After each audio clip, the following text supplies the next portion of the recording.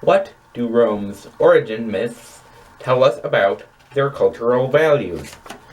Although we as Christians tend to often think of the Romans in terms of our own history and as a people known for their extreme violence and immorality, they did actually have an ethical code, especially early in their history, which shaped their social structure and reshaped the world within their empire.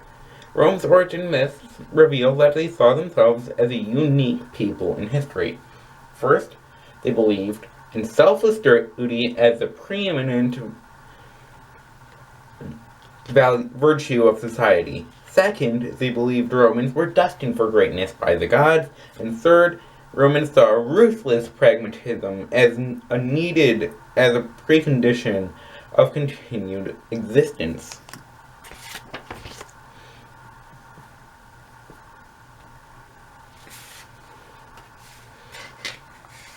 The Aeneid teaches us about the importance with which Romans viewed duty. The Aeneid is the story of how Aeneas, a Trojan, flees after the Greek victory and goes on to establish Rome. It is written by Virgil, a famed Roman poet, who wrote it to exemplify what he thought was Rome's divine destiny. The story focuses on selfless duty.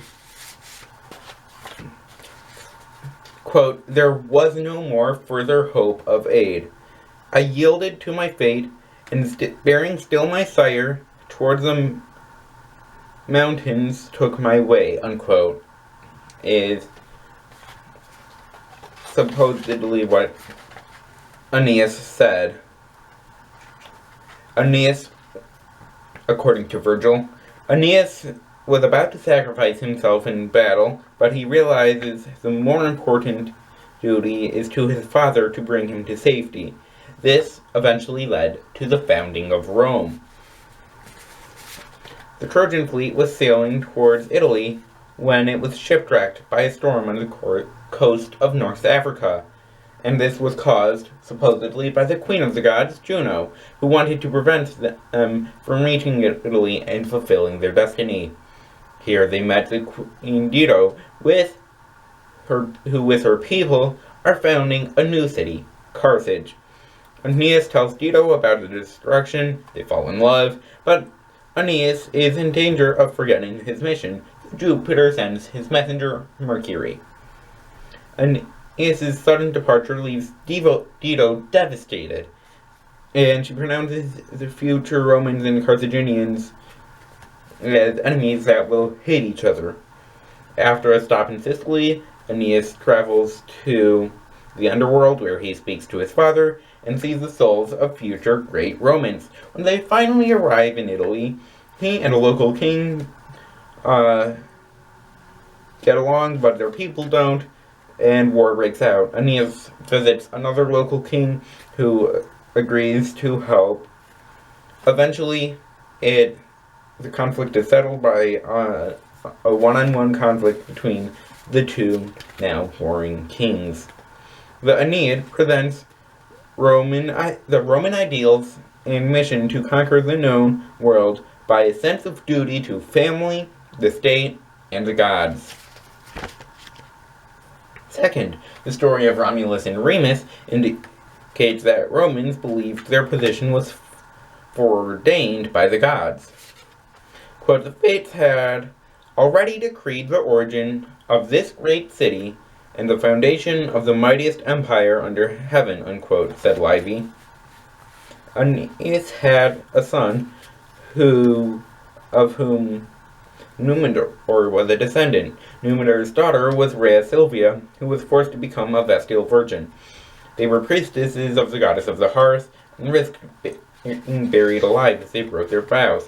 Although this did not happen to her, she was still punished when she gave birth to twins, supposedly of the god Mars, who was the Roman god of war.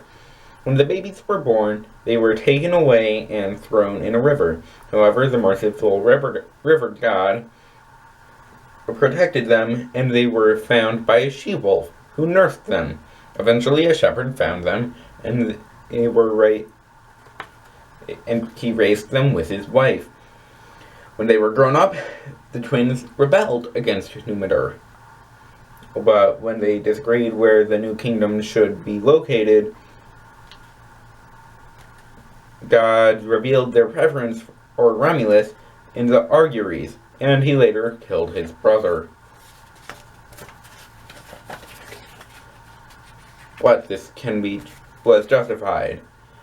Romulus demonstrated the Roman understanding of ethical behavior. That the Roman understanding of ethical behavior was predictated by the preservation of the state, making ruthless pragmatism the height of virtue.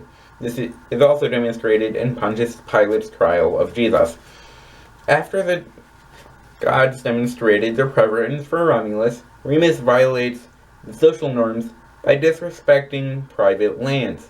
No, after the gods demonstrated their preference for Romulus, Remus violated the social norms.